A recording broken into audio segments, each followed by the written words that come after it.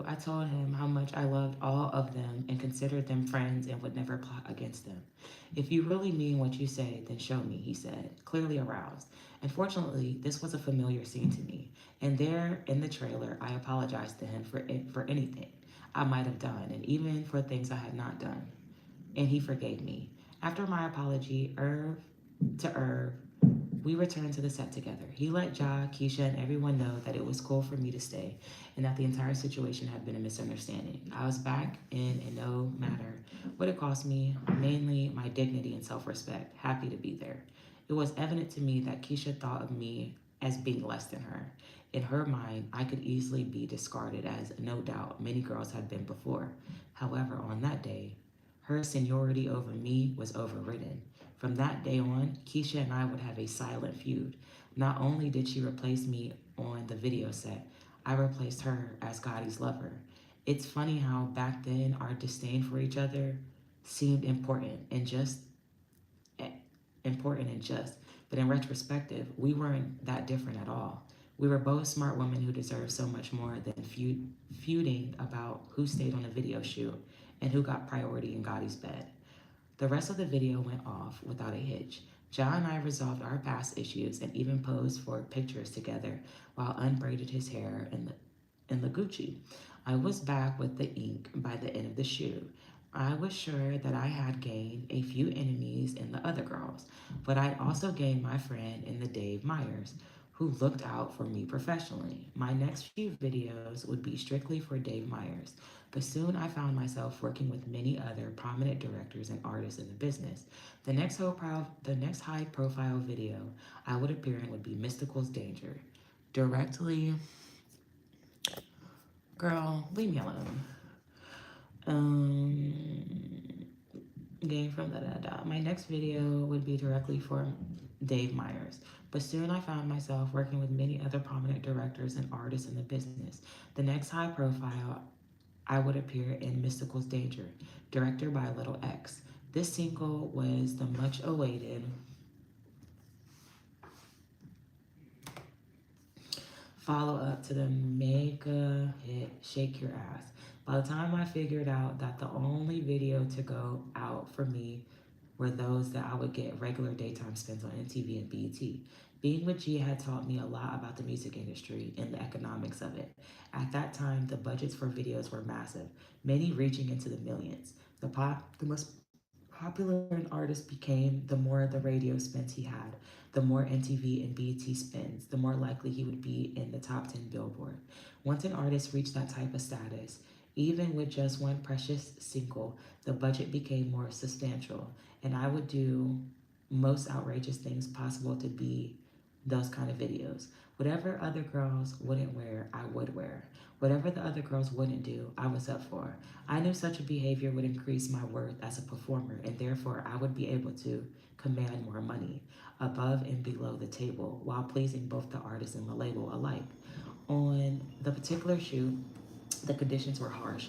I recall the exact time of the year, but it was still chilly in Los Angeles, and even colder 50 miles north of Los Angeles in the desert, which is where we were filming. The location was a Western saloon that stood literally in the middle of nowhere. That dusty road that led to the location was barren, except for the occasional roadkill, which that neck of the desert consisted mostly of wild boars and armadillos.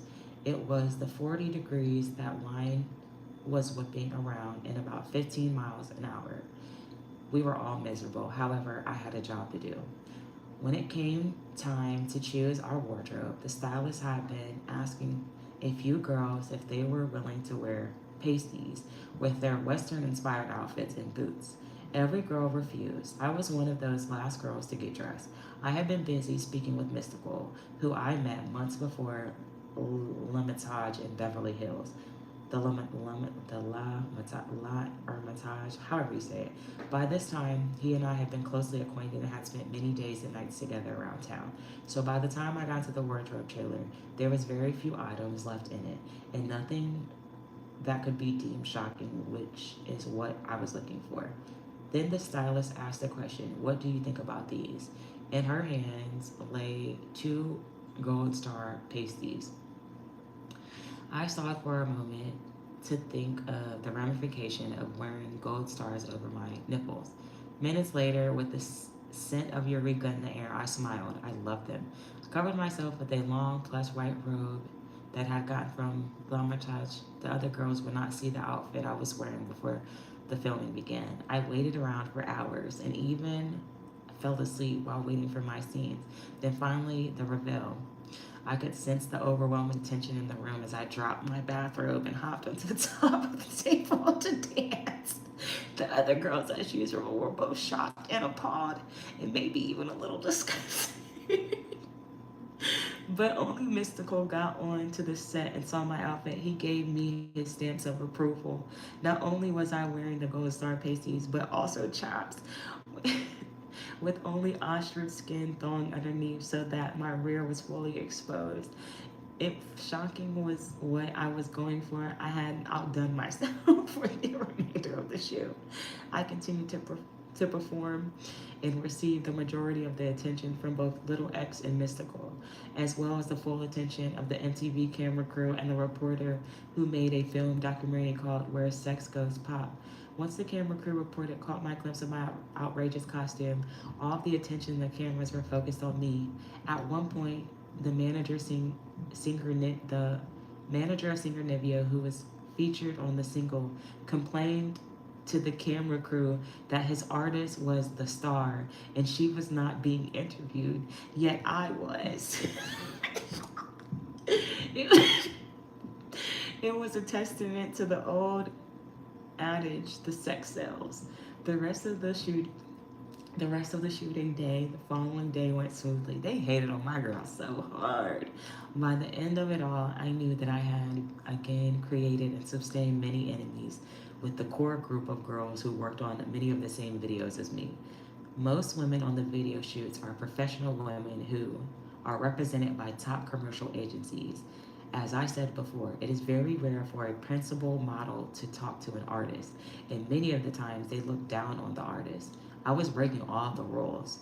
I cavorted with many of the artists that I worked with during and after shooting. It meant nothing to me compared to the acceptance of the men behind the production.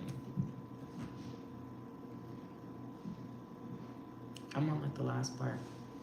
Because they were in a position to determine my fate, both professionally and financially.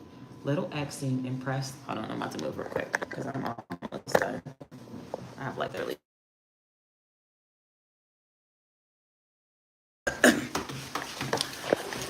It says because they were in a position to determine my fate, both professionally and financially. Little X seemed impressed and excited about my performance and were instantly exchanged numbers on the first day of shooting. He and I would work together at least one time after Danger, but X would play for a far more important role in my life. Mystical was equally pleased, and I praised for me making a video hot. We spent these long nights together while filming the video, and he made sure I was taken care of financially for looking out. I was making around $1,500 a day for a minimum of 2 days. But after the Danger video aired, along with the accompanying When Sex Goes Pop documentary, my rate nearly doubled. I had learned to play the game, and everywhere I turned, I was being rewarded for my devilish behavior. My life had definitely changed since I moved from Los Angeles, but little did I know there would be a big difference between living in Los Angeles and arriving in Hollywood. All right, I'm going to end it there because that was the end of the chapter.